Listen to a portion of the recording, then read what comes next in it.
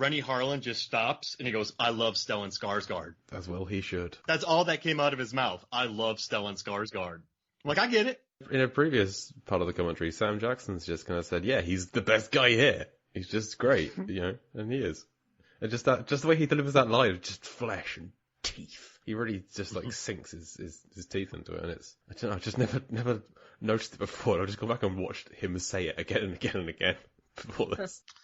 Do you think it's the Swedish accent? Oh, it definitely helps. Because Peter Stormare also manages to get away with a lot of things, even though we often assume that Peter Stormare is Russian. He's whatever European you need him to be. The Baba Yaga.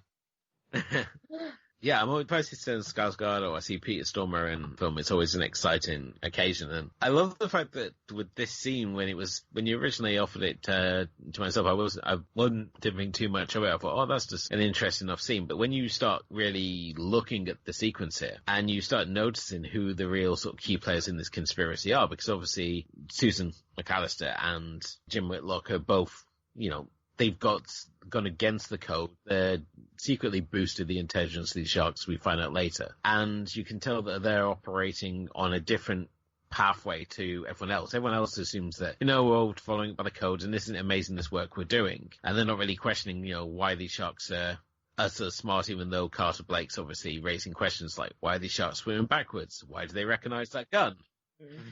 Why are they only eating other sharks? I've got all this chum that's now going to waste because they're not eating this. Preachers had to put it in the cake. That's why it tastes horrible. Yeah, exactly. We're forcing Scroggins to eat it all. And I love this scene as well because this is one of the few scenes in the whole movie where Carter Blake's not falling over.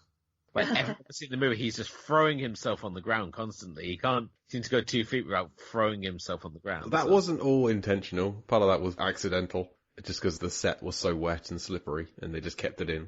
I thought you were going to say Thomas James was just drunk or something the whole time. Yeah, he was channeling Quint. He was channeling Robert Shaw. The production designer, get this, he put the floor linoleum. So during the commentary, Rennie Harlan goes, I don't know why they put linoleum on the floors, because when it gets wet, the actors were slipping everywhere. So there's some scenes where they're just running and people fall because it's wet linoleum that they're running on. Yeah. And then there's a couple times where they dropped way too much water on them when they weren't ready for it. So they just got bombarded by it. So, listen, I think you're right. Regardless, he'd be on a permanent slip and slide. But it went from about 80% slip and slide to about 98% because of the linoleum floors and all the water is bombing on them. It's just funny that it's always Carter. Yeah. Some of the other less capable members of the crew are fine, but he's the big action guy who's the most physical. Can't stand up. Ever. Well, he swims all the time, right? So maybe he's more comfortable on dry land. He's more comfortable being horizontal. Wink. Yeah, so he's just, sliding along. He's like those seals that just slide on the ground. I don't think Thomas Jane would appreciate being compared to a seal. All right. We'll go back to calling him the bionic stud muffin yes, then. He'll like that. Yeah. So you mentioned the conversation that they're having about the Harvard Genetics Compact. We thought that Janice had finished delivering exposition. Turns out she hasn't. She's now delivering exposition and foreshadowing, and in a real kind of robotic monotone. She always sounds brainwashed. Genetic engineering to increase brain mass is in direct violation of the Harvard Genetic Compact, not to mention chimera policy. It's like she's reading it off of a script. It's like she's been programmed, a Manchurian Candidate kind of scenario where someone's brought this up and that's her programmed response.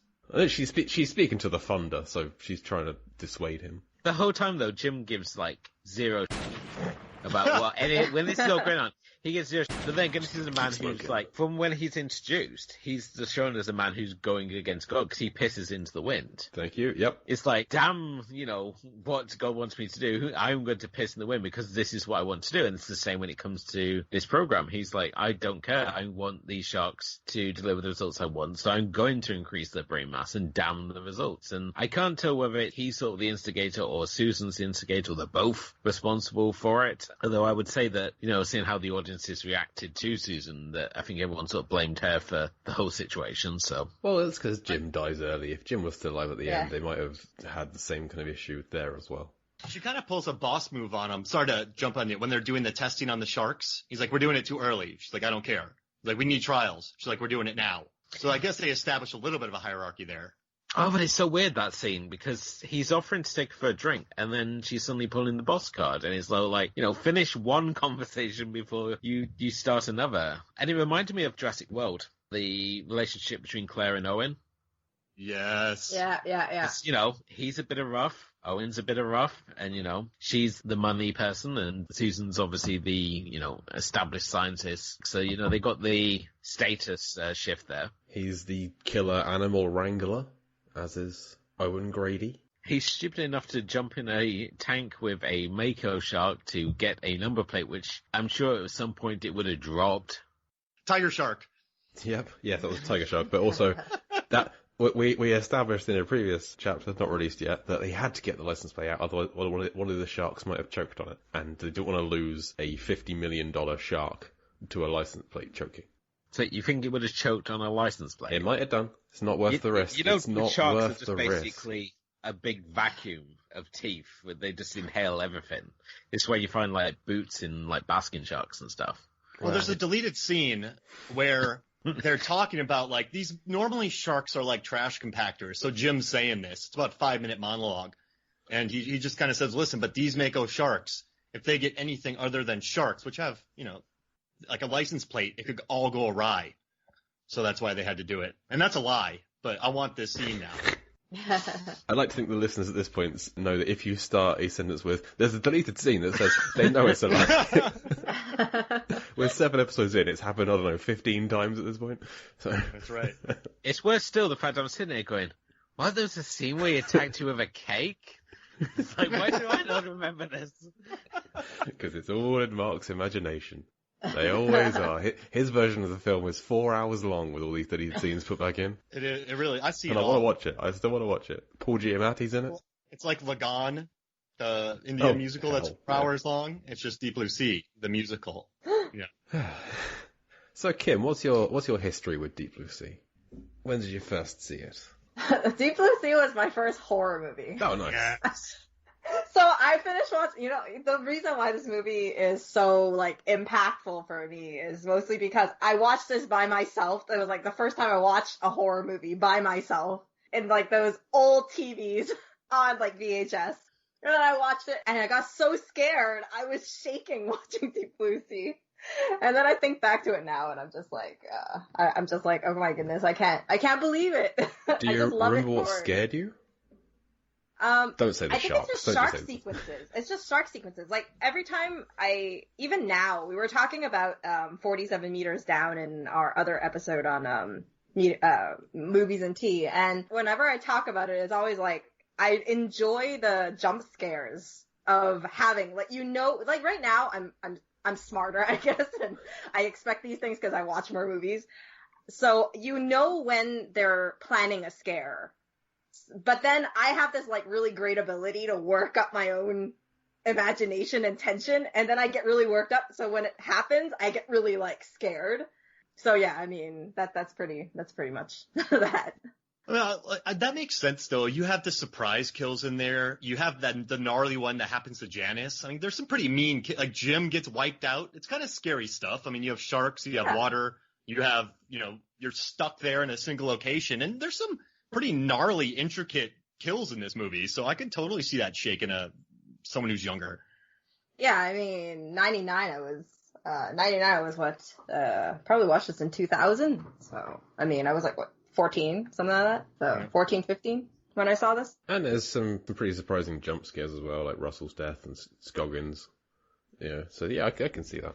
Because the kills are fairly, abrupt, so it's so sudden that it kind of gets you by surprise. Obviously, now I've seen this movie 5, 6 times, so they're not as scary, but still, it's still a ton of fun.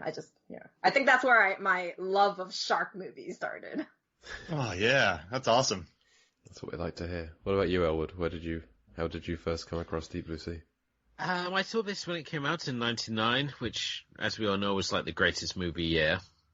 Yeah. And we were just spoiled for choice in '99. I mean, you had this, you had American Pie, you had Lake Placid. It just seemed like every weekend there was something new to go and see. And I remember... Wait, hang on. Yes. You're going to list off the great films of '99, and you stop yes. Lake Placid as being the third and final film I'm just that you keeping referenced. it in like in context of like Lake Placid's a terrible film. Well, these were July, August releases, so I see where you're going. Doesn't matter. Lake Placid's a terrible film. I love your story, Elwood. Keep going. So, me and Todd over in Forgotten Films, we went like toe for toe for over 4 days, going film for film, over comparing 99 against 84. Both of you skipping the greatest year for film, 87. I don't understand what you're doing. No one ever said 87 to me. I never even thought about 87 because all I hear about is 84 when people talk about the greatest movie yet. But I will look at 87 and see what came out. RoboCop, Lethal Weapon. It's a great year. So one of those 3 was good. Princess Bride, I never got why people love Princess Bride as much as they do. I think it was oversold to me. It was very highly sold to me. I watched it and it was even better than I could have imagined. I need to rewatch it because it's obviously got Andre the Giant and the living legend that he was. Guest.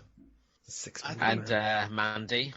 99 is so good because, for me at least, I worked in a theater during it. I was there during when Sixth Sense came out, when Runaway Bride, the packed theaters, the anticipation of Phantom Menace, Fight Club coming out of nowhere, Election, even the teen comedies you had, American Pie, that was a blockbuster. But She's All That, Varsity Blues, there's a bunch of weird ones thrown in.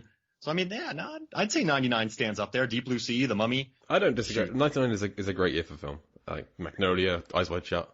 There's a lot of fantastic films. Yeah. It's interesting because you had a lot of young new directors sort of coming in. You had all the music video directors coming in and making things. You had things like Fincher and Spike Jonze coming in. Michel Gondry was making films. So you had all these really hip directors making really exciting films. So it was sort of the real rise of the American independent scene. At the same time, you had the mainstream blockbusters just putting out fun movies like Deep Blue Sea, like Lake Placid, and it was just a fun time to go to the cinema and see things like The Matrix.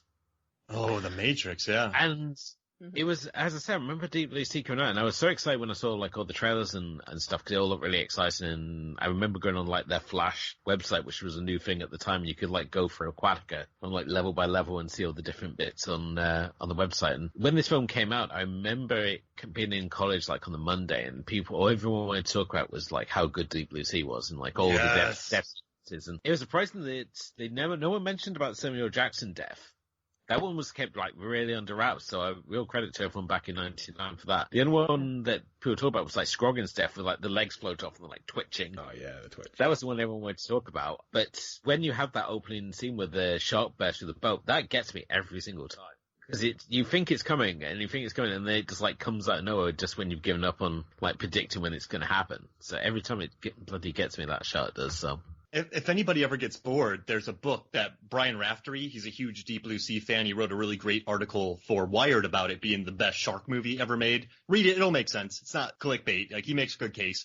But he wrote a book called 1999, Best Year Ever. So if anyone ever gets bored by Brian Raftery, Best Movie Year Ever, 1999, it's worth a read. Because he goes in depth about all these movies that we're just talking about.